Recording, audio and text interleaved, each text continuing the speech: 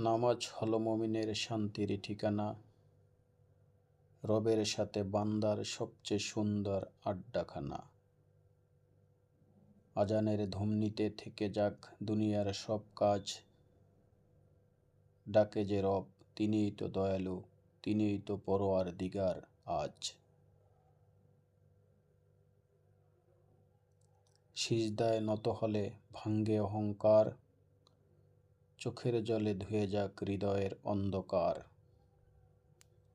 ফজরের আলো যেমন ভাঙ্গে রাতের ছায়া, নামাজ তেমনি মুছে দেয় গুনাহের মায়া।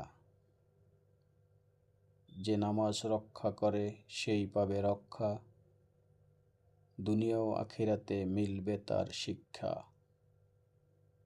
৫ ওয়াক্ত নামাজে গড়ে ওঠে ঈমান, এটাই তো জান্নাতের দিকে প্রথম সোপান।